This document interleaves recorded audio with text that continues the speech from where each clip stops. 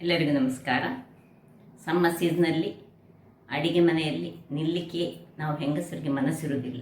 ಕ್ವಿಕ್ಕಾಗಿ ಮಾಡುವಂತಹ ಯಾವುದಾದರೊಂದು ರೆಸಿಪಿಗಳನ್ನು ಮಾಡಿ ಅದು ಹೊಟ್ಟೆ ತುಂಬಬೇಕು, ಅದರೊಟ್ಟಿಗೆ ಆರೋಗ್ಯಭರಿತವಾಗಿ ಇರಬೇಕು. ಹಾಗಿರುವಾಗ ಇವತ್ತು ನಾನು ಅನ್ನವನ್ನು ಬಳಸದೆ ಮೊಸರನ್ನವನ್ನು ತಯಾರಿಸ್ತೇನೆ. ಹಾಗಾದರೆ ಯಾವುದರಿಂದ ಈ ಮೊಸರನ್ನು ತಯಾರಿಸುವುದು? ಇದರಲ್ಲಿ ಅನ್ನವೇ ಇಲ್ಲ. ಓಟ್ಸನ್ನು ಬಳಸಿ ಕ್ವಿಕ್ಕಾಗಿ ಮಾಡುವಂತಹ ಒಂದು ಮೊಸರನ್ನು ಬಹಳ ಟೇಸ್ಟಿಯಾಗಿ ಬರ್ತದೆ. ಆರೋಗ್ಯಕ್ಕಂತೂ ಬಹಳ ಉತ್ತಮ.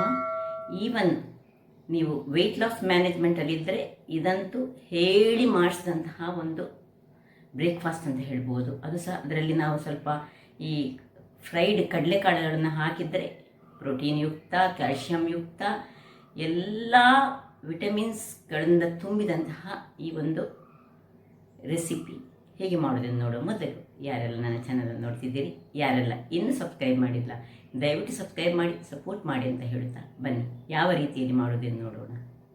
ಇವತ್ತು ಸಮ್ಮರ್ ಸೀಸನ್ಗೆ ಇನ್ನೊಂದು ವಿಶೇಷವಾದ ಅಡಿಗೆ. ಯಾವಾಗಲೂ ನಾವು ಅನ್ನದಿಂದ ಮೊಸರನ್ನವನ್ನು ಮಾಡಿ ತಿಂತೇವೆ. ಇವತ್ತು ಓಟ್ಸನ್ನು ಬಳಸಿ ಕ್ವಿಕ್ಕಾಗಿ, ಅನ್ನ ಎಲ್ಲ ರೆಡಿ ಇಲ್ಲದಿದ್ದರೆ ಬೆಳಿಗ್ಗೆ ಬ್ರೇಕ್ಫಾಸ್ಟಿಗೆ ವೆಯ್ಟ್ ಲಾಸ್ ಮ್ಯಾನೇಜ್ಮೆಂಟ್ನವ್ರಿಗಂತೂ ಹೇಳಿ ಮಾಡಿಸಿದಂಥದ್ದು, ಮತ್ತು ನಾರ್ಮಲಾಗಿ ನಾವು ತಿನ್ಬೋದು. ನೋಡಿ, ಒಂದು ಬೌಲ್ನಷ್ಟು ಓಟ್ಸ್ ತೆಗೆದುಕೊಂಡಿದ್ದೇನೆ.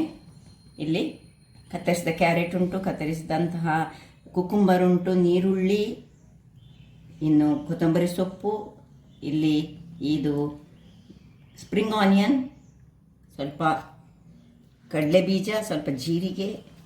ಇದು ಒಂದು 5-10 ನಿಮಿಷಗಳ ಮೊದಲು ನೆನೆಸಿಟ್ಟಂತಹ ಇದು ಸಬ್ಜಾ ಬೀಜ, ಅಂದರೆ ಕಾಮಕಸ್ತೂರಿ ಅಂತ ನಾವೇನು ಕರಾವಳಿಗರು ಕರಿತೇವೆ, ಅದು ಸಾಕ್ತದೆ. ಅಥವಾ ಚಿಯಾ ಸೀಡ್ಸ್ ಸಾಕ್ತದೆ, ಯಾವುದು ಸಾಕ್ತದೆ, ಎರಡರಲ್ಲಿ ಒಂದೊಂದು ಮಾಡಿಕೊಂಡ್ರೆ ಆಯಿತು. ಮತ್ತು ಸ್ವಲ್ಪ ಕರಿಬೇವು, ಒಂದು ಅರ್ಧ ಚಮಚದಷ್ಟು ಜೀರಿಗೆ, ಇಷ್ಟಿದ್ದರೆ ಸಾಕು. ಪಟಾಪಟನೆ ನಾವೊಂದು ಬ್ರೇಕ್ಫಾಸ್ಟ್ ತಯಾರಿಸ್ಬೋದು. ಈಗ ಇಲ್ಲಿ ಈ ಓಟ್ಸನ್ನು ಒಳ್ಳೆ ಸ್ವಲ್ಪ ಬ್ರೌನ್ ಕಲರ್ ಆಗೋವರೆಗೆ ಹುರಿಯೋಣ. ಚೆನ್ನಾಗಿ ಹುರಿಬೇಕಿದು. ಕಲರ್ ಇದರದ್ದು ಸ್ವಲ್ಪ ಚೇಂಜ್ ಆಗಬೇಕು, ಅಷ್ಟು ತನಕ ನಾವು ಹುರಿದುಕೊಳ್ಳೋಣ. ವೀಕ್ಷಕರೇ ನೋಡಿ, ಇಷ್ಟು ಕಲರ್ ಆಗುವಾಗ ಸ್ವಲ್ಪ ಒಳ್ಳೆ ಹುರಿಬೇಕು. ಹುರಿದ್ರೆ ಮಾತ್ರ ಅದು ಕರೆಕ್ಟ್ ಆಗೋದು. ನೋಡಿ, ಇಷ್ಟು ಹುರಿದುಕೊಂಡು ಇದನ್ನು ಈಗ ನಾನು ಆಫ್ ಮಾಡ್ಕೊಳ್ತಿದ್ದೇನೆ. ಒಂದು ಪರಿಮಳ ಬರ್ತದೆ ಹುರಿಯುವಾಗ. ಆ ಪರಿಮಳ ಬಂದ ಕೂಡಲೇ ನಾವು ಇದನ್ನು ಕರಟಿಸ್ಕೊಳ್ಬಾರ್ದು. ಸೊ ಇಷ್ಟಾಗುವಾಗ ಆಫ್ ಮಾಡಿಕೊಂಡು ಇದನ್ನು ಹಾಗೆ ಬಿಟ್ಕೊಳ್ಳೋಣ. ಈಗ ಎಷ್ಟು ತಣ್ಣಗಾಗಲಿ.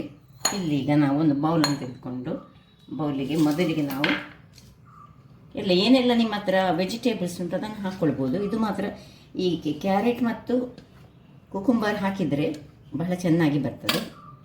ಇಲ್ಲಿ ನೀರುಳ್ಳಿ ಮತ್ತು ಕೊತ್ತಂಬರಿ ಸೊಪ್ಪು, ಒಳ್ಳೆ ಧಾರಾಳ ಕೊತ್ತಂಬರಿ ಸೊಪ್ಪು ಹಾಕ್ಕೊಳ್ಳಿ, ಒಳ್ಳೆಯದಾಗ್ತದೆ. ಈವನ್ ಈ ನೋಡಿ ಸ್ಪ್ರಿಂಗ್ ಆನಿಯನ್, ಇದನ್ನು ಸಹ ಹಾಗೆ ಇದರಲ್ಲಿ ಹಾಕ್ಕೊಳ್ತಿದ್ದೇನೆ. ಇದ್ದರೆ ಹಾಕ್ಕೊಳ್ಳಿ, ಇಲ್ಲದಿದ್ದರೆ ಏನು ತೊಂದರೆ ಇಲ್ಲ. ಯಾವುದು ಉಂಟು ಅದನ್ನು ಹಾಕ್ಕೊಂಡ್ರೆ ಆಯ್ತು. ಮೇನ್ ಇರೋದು ನಮಗಿಲ್ಲಿ ಇನ್ನು ಓಟ್ಸನ್ನು ಹಾಕ್ಕೊಳ್ತಿದ್ದೇನೆ. ಓಟ್ಸನ್ನು ಹಾಕ್ಕೊಂಡು ಅದಕ್ಕೊಂದು ಒಳ್ಳೆ ಮಿಕ್ಸ್ ಕೊಟ್ಕೊಳ್ಳೋಣ. ಇನ್ನು ಉಪ್ಪು, ರುಚಿಗೆ ತಕ್ಕಷ್ಟು ಉಪ್ಪು. ತುಂಬ ಉಪ್ಪು ಹಾಕ್ಲಿಕ್ಕೆ ಹೋಗಬೇಡಿ, ಸ್ವಲ್ಪ ಸಾಕು ಉಪ್ಪು. ಇನ್ನು ಅದಕ್ಕೊಂದು ಒಗ್ಗರಣೆ ಸಹ ಕೊಡಲಿಕ್ಕೆ ಉಂಟು. ಮೊಸರನ್ನು ಹೇಳಿದ ಮೇಲೆ ಮೊಸರು ಬೇಕು, ಮೊಸರು ಹಾಕ್ಕೊಳ್ತದೆ. ಧಾರಾಳ ಮೊಸರು ಹಾಕ್ಕೊಳ್ಳಿ, ನಿಮಗೆ ಎಷ್ಟು ಮೊಸರು ಬೇಕು ಅಷ್ಟು ಮೊಸರು. ಇನ್ನು ಸ್ವಲ್ಪ ಮೊಸರಿನೊಟ್ಟಿಗೆ ಸ್ವಲ್ಪ ಹಾಲು, ಒಂದು 1/4 ಲೋಟದಷ್ಟು ಹಾಲು ಹಾಕ್ಕೊಳ್ಳೋಣ. ಇನ್ನು ಏನು ನೆನೆಸಿಟ್ಟಂತಹ ಈ ಸಬ್ಜಾ ಬೀಜ ಹಾಕ್ಕೊಳ್ತಿದ್ದೇನೆ. ಇನ್ನು ಸ್ವಲ್ಪ ಮೊಸರು ಕಡಿಮೆ ಆಯಿತು, ಇನ್ನು ಸ್ವಲ್ಪ ಮೊಸರು ಹಾಕ್ಕೊಳ್ತೇನೆ ಇದಕ್ಕೆ. ಇನ್ನು ಸ್ವಲ್ಪ ಮೊಸರನ್ನು ಹಾಕಿ, ಮೊಸರು ನಿಮ್ಗೆ ಎಷ್ಟು ಬೇಕು ಅಷ್ಟನ್ನು ಹಾಕ್ಕೊಳ್ಬೋದು. ಸ್ವಲ್ಪ ಇನ್ನು ನೀರನ್ನು ಹಾಕ್ಕೊಳ್ತಿದ್ದೇನೆ. ಮೊಸರು ಹಾಲು ಸಹ ಸೇರಿಸ್ಕೊಳ್ಬೋದು. ಸ್ವಲ್ಪ ನೀರು ಹಾಕ್ಕೊಳ್ತಿದ್ದೇನೆ. ಇಲ್ಲಿ ಇದನ್ನು ಬಿಸಿ ಆಗಲಿಕ್ಕೆ ಇಟ್ಕೊಂಡಿದ್ದೇನೆ. ಬಿಸಿ ಆಗುವಾಗ ಸ್ವಲ್ಪ ತುಪ್ಪ ಅಥವಾ ತೆಂಗಿನ ಎಣ್ಣೆ ಯಾವುದು ಸಹ ಆಗ್ತದೆ. ನಾನೀಗ ತೆಂಗಿನ ಎಣ್ಣೆಯಲ್ಲಿ ಸ್ವಲ್ಪ 1-2 ಚಮಚದಷ್ಟು ಒಗ್ಗರಣೆ, ಇದಕ್ಕೆ ನೋಡಿ ಒಗ್ಗರಣೆಗೆ ಇದಿಷ್ಟು ಬೇಕಂತ ಇಲ್ಲ, 1 ಚಮಚದಷ್ಟು ಎಣ್ಣೆ ಸಾಕ್ತದೆ. ತುರಿಗೆ ಕಡಲೆ ಬೀಜವನ್ನು ಹುರ್ಕೊಳ್ಳೋಣ. ಚೂರು ಕಡಲೆ ಬೀಜ. ಒಳ್ಳೆ ವೆರಿ ಬ್ರೇಕ್ಫಾಸ್ಟ್ ಹೇಳಿದರೆ ಒಳ್ಳೆ ರಿಚ್ ಪ್ರೋಟೀನ್ ಯುಕ್ತ ಬ್ರೇಕ್ಫಾಸ್ಟ್. ಪ್ರೋಟೀನ್ ಪ್ಲಸ್ ಕ್ಯಾಲ್ಶಿಯಂ ಎಲ್ಲ ತುಂಬಿದಂತಹ ಒಂದು ಬ್ರೇಕ್ಫಾಸ್ಟ್. ಇದಾಗುವಾಗ ಸ್ವಲ್ಪ ಜೀರ ಹಾಕೊಳ್ಳೋಣ. ಉರಿ ಸಣ್ಣದಿರಲಿ. ಕರಿಬೇವಿನ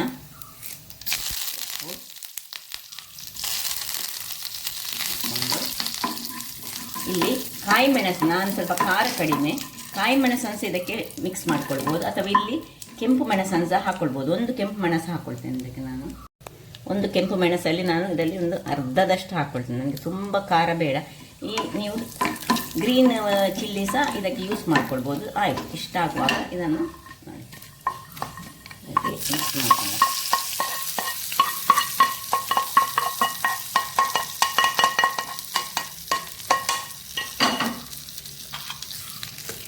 ರುಚಿಯಾದ ಟಪ್ಪನೆ ಮಾಡುವಂತಹ ಬ್ರೇಕ್ಫಾಸ್ಟ್ ರೆಡಿ ಆಯಿತು ನೋಡಿ. ಎಷ್ಟು ಚೆನ್ನಾಗಿ ಬಂತು ಹೇಳಿದರೆ, ನೋಡಲಿಕ್ಕೆ ಸಹ ಚೆಂದ ಉಂಟು, ತಿನ್ನಲಿಕ್ಕೆ ಸಹ ಅಷ್ಟೇ ಚೆನ್ನಾಗಿದೆ.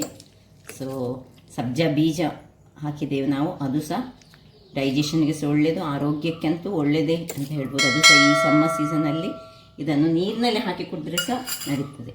ನೋಡಿದ್ರಲ್ಲ ವೀಕ್ಷಕರೇ, ಪಕ್ಕನೆ ಆಗುವಂತಹ, ಅನ್ನ ಇಲ್ಲದಿದ್ದು ತೊಂದರೆ ಇಲ್ಲ. ಓಟ್ಸ್ ಒಂದು ಮನೆಯಲ್ಲಿ ಇಟ್ಟುಕೊಂಡಿದ್ರೆ ಸಾಕು, ಕೂಡಲೇ ಮೊಸರನ್ನವನ್ನು ತಯಾರಿಸ್ಬೋದು. ಮೊಸರನ್ನ ಅಲ್ಲ, ಓಟ್ಸ್ನ ಅನ್ನ ಹೇಳ್ಬೋದು. ಸೊ ಓಟ್ಸ್ನ ಮೊಸರನ್ನ.